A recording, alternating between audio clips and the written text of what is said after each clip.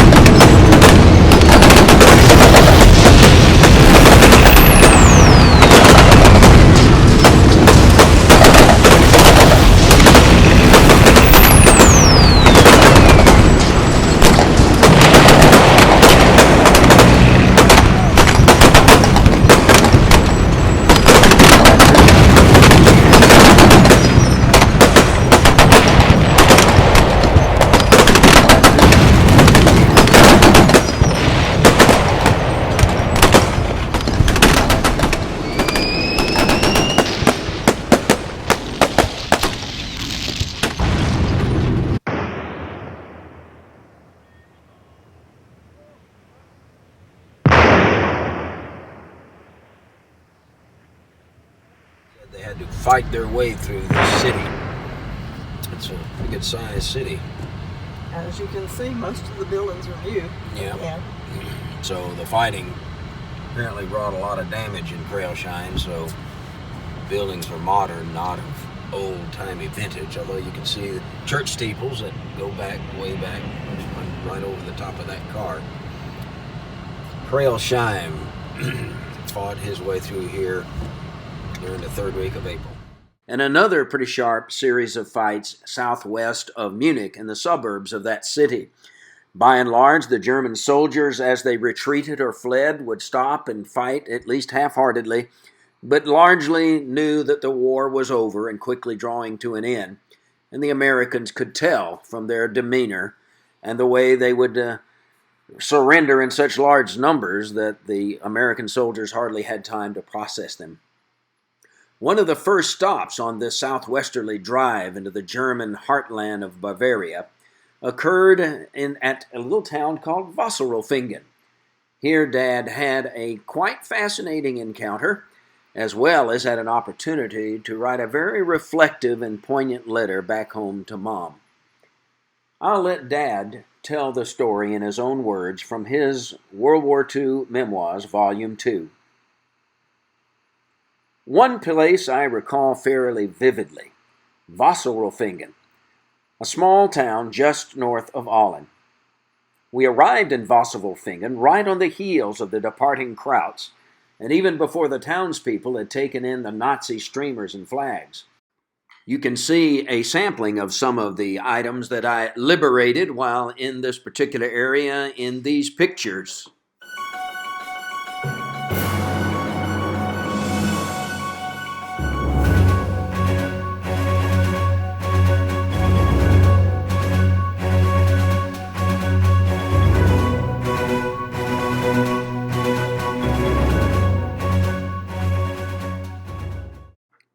Also at Wasserolfingen, I happened to run into a German in about the finest looking uniform I had seen thus far. Surely he must be a field marshal, I said to myself, so I'm going to capture him, and so I did. Turned out he was a fireman.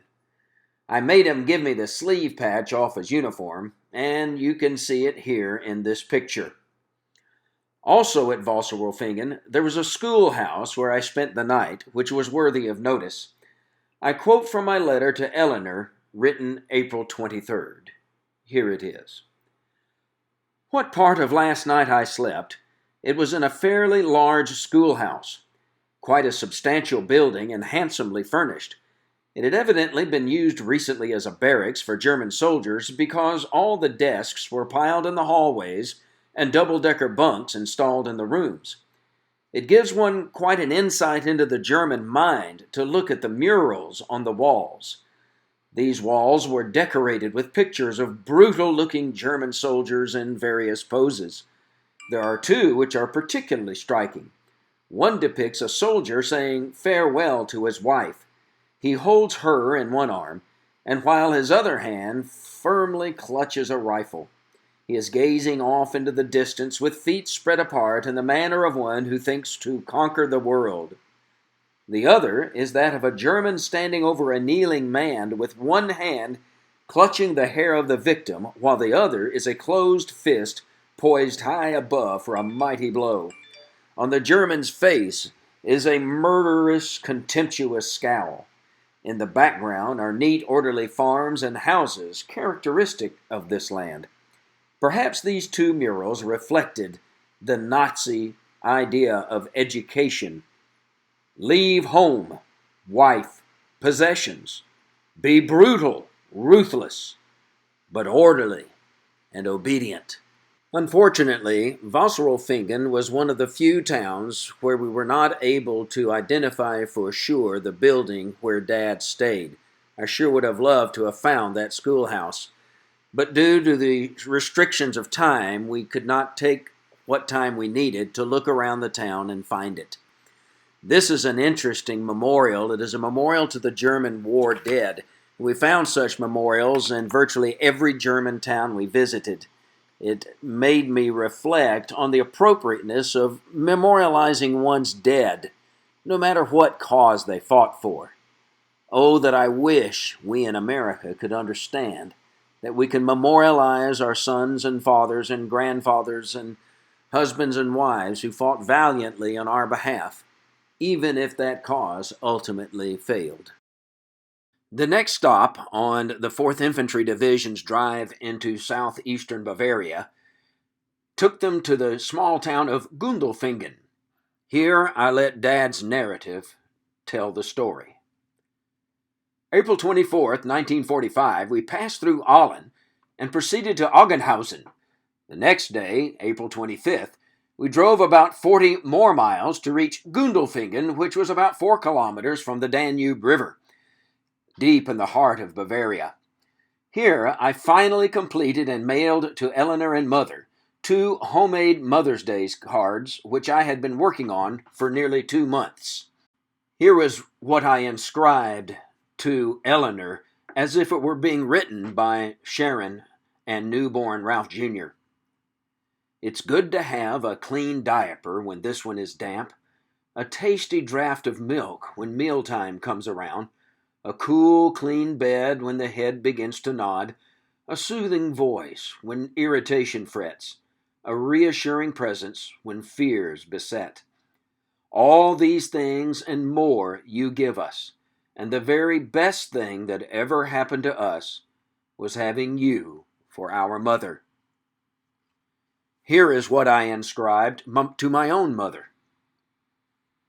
A man may love many things: sweetheart, wife, children, home, country.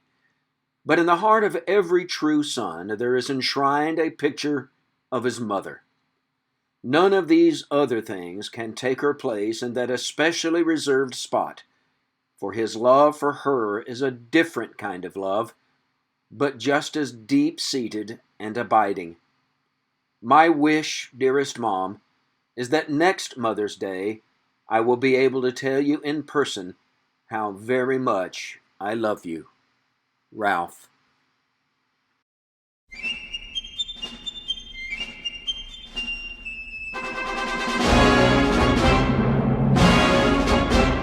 I'm the kid that's all the candy. I'm a Yankee Doodle dandy. I'm glad I am. So's Uncle Sam. I'm a real life Yankee Doodle. Made my name and fame and boodle, just like Mr. Doodle did by riding on the pony. I love to listen to the Dixie strain. I love to see her left behind me that ain't a job. He's a Yankee, by gosh. Oh, say, can you say anything about a Yankee that's a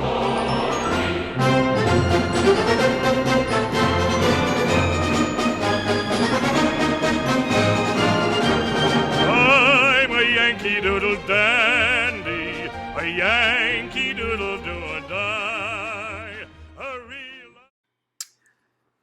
Following a stay at Gundelfingen, the unit moved on in its rapid pursuit of the German army. Here is Dad's account of that. On April 26th at Lauingen, Germany, we crossed the so-called Blue Danube. Only it wasn't very blue. Looked like any other ordinary river to me, except that the approaches to it were beautifully landscaped and the river banks were bricked in. Nancy and I, when we traced his steps through Lauingen and across the Blue Danube, found it the same way, just a muddy-looking river. Not quite sure how it got the title of being so blue. Here are some scenes that duplicate pictures that we found in the 12th Regiment yearbook and also in Dad's album. The very same street the column followed. You can see the same view. You see that here in this circled church steeple, and you see the same church steeple when we travel through, as you can see in this movie right here. We have a picture in Dad's war album of that church steeple in Lauingen as they crossed the Danube, and there it is on October 9th, 2019, about to cross the Danube as he did from Lauingen.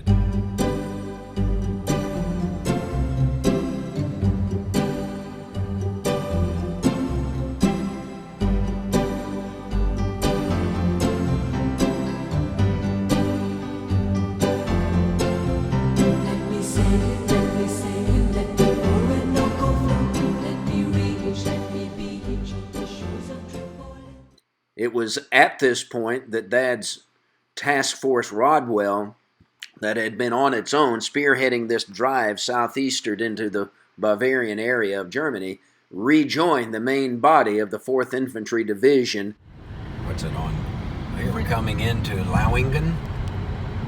Lauingen was where Dad crossed the Danube, right outside of Gundelfingen, and we're around April 25th. 1945. That date on that tower says 1478, so this is an ancient, fairly quaint town. And we're going to take some more pictures when we cross the Danube at Lauingen, just as he did. Here Dad continues his narrative. After leaving Lauingen, we stopped that night for a few hours at Weissingen, then traveling like mad, poured on through Velden, Agavan, Strasberg, Windel, Türkenfeld, Oberpfaffenhofen, Percha, Baraves, Winsterwald, and finally to Schonegg, where we were relieved from combat duty on May 3rd. Prior to reaching their final destination of Schonegg, Dad says in his album that during the drive southerly, that they fought through the outskirts on the southwestern edge of Munich. And he said this city was very devastated as a result of the fighting. Here you see a picture of the 4th Infantry, or elements of the 4th Infantry, exiting Munich on the south gate. We visited Munich and the Marienplatz, the main plaza. The gate that they exited is on the southerly end of this plaza, about 200 or 300 yards away. We weren't even aware of that, so we didn't make it to that point, much to our disappointment. But here are some pictures of that central plaza in Munich where Dad and his 12th Regiment passed through.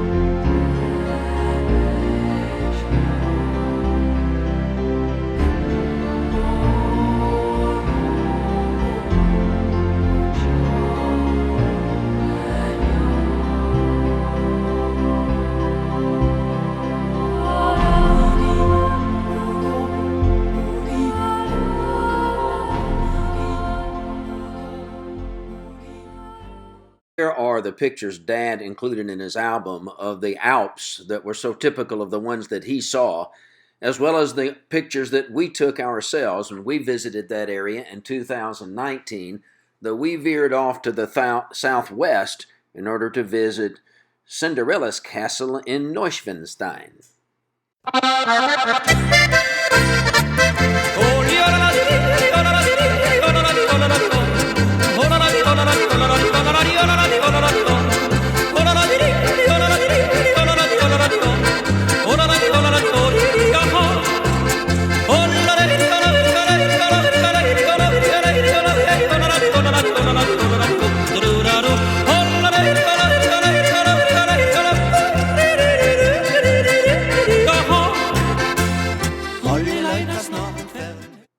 As far as our outfit was concerned, as it turned out, the war was over May 3rd, and on May 4th, 1945, we began a peaceful half-track journey northward through Munich and past a place which was to become famous in infamy, Dachau, seen here in pictures taken on that very day.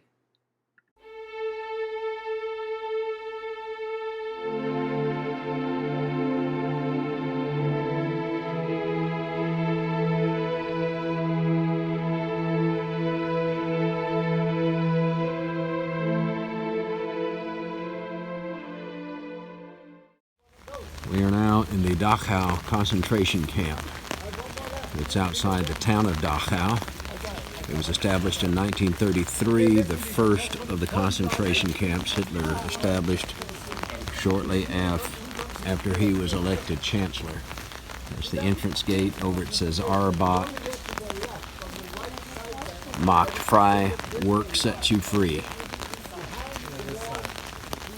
This is the grounds of the camp. It was liberated on April 29th, 1945 by the American Army, not Dad's. Dad's army was not far to the west of this location while this was happening. And when he came back north from southern Bavaria on May 4th, 1925, he passed right by this camp, he said. I've got a picture that I found in Google taken on May 4th, 1945, showing American soldiers supervising the removal of big stacks of bodies taken the same day Dad was passing by.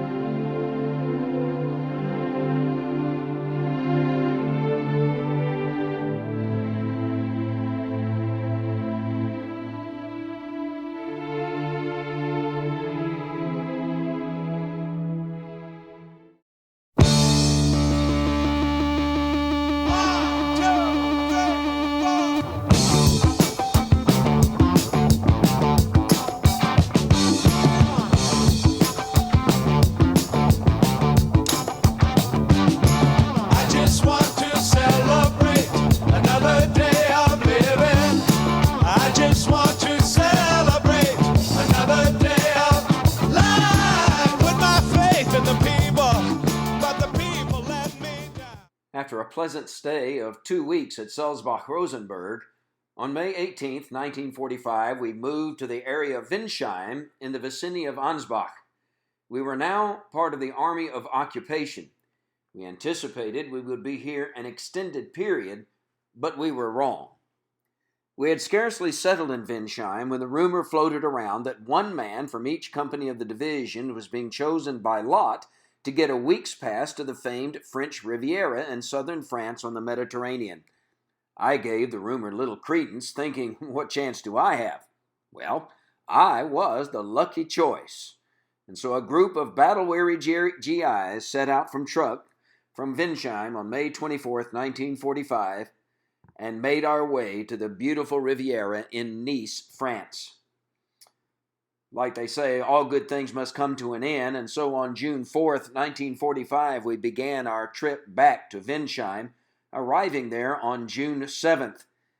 While there, I received a cable from my brother Fred that Mother had died. I tried through every channel to get passage to the United States, even went to see the chaplain. It was a solid no all along the line. I was told the whole division was returning to the States soon to be refitted and sent to the Pacific, and that I would not be able to return ahead of the division. Besides, I was told, your mother is already buried and there is nothing you can do. It was the saddest day of my life up to this point. I paid my dues, time after time.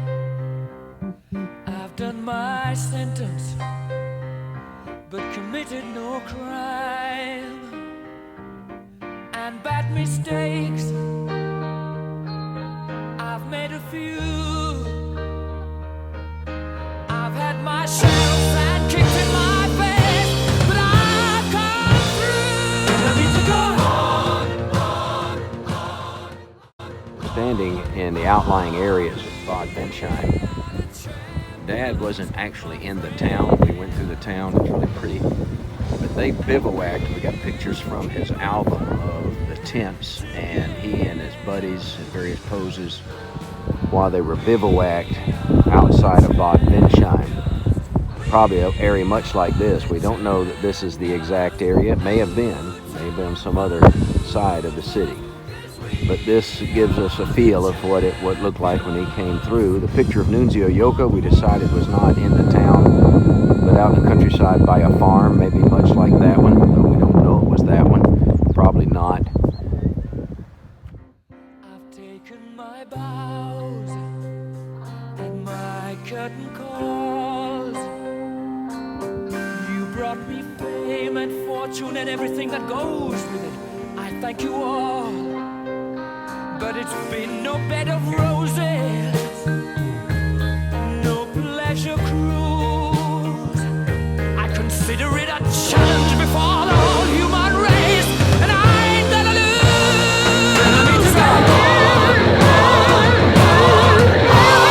We are the champions, my friends, and we'll keep on fighting till the end.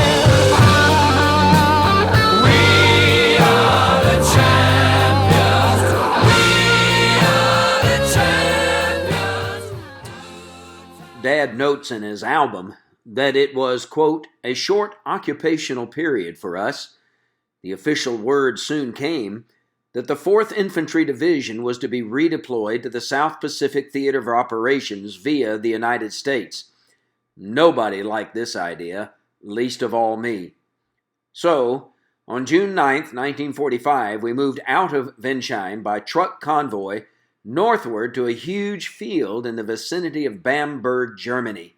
Here you see some photographs that I took of myself and my comrades while we were awaiting our shipment back to the States for a 30-day furlough and then to the Pacific to invade the Japanese mainland.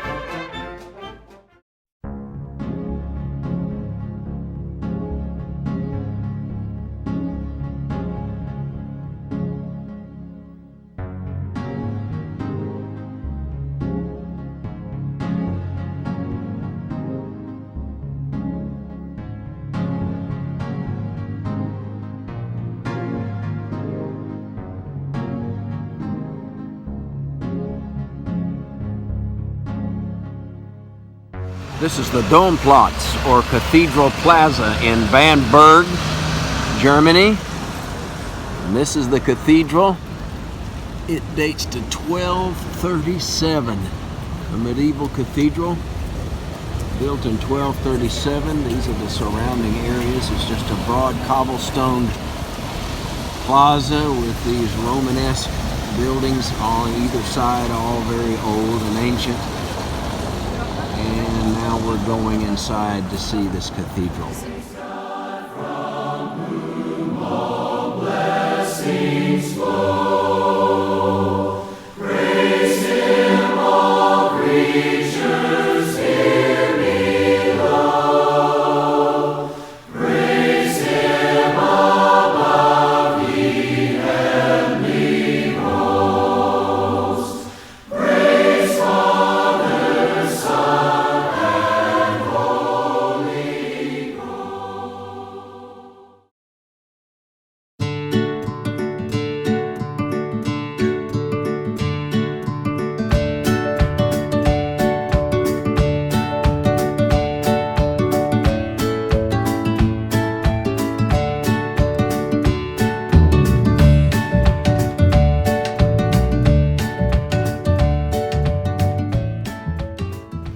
This is a beautiful, beautiful building sitting right on top of a bridge over the river, and it is spectacularly gorgeous. And there's the river coming down this way. If we take a picture from that bridge looking to where I'm standing, you're supposed to be able to see the Roman arches that this bridge stands on, ancient Roman arches. I got no fare to ride.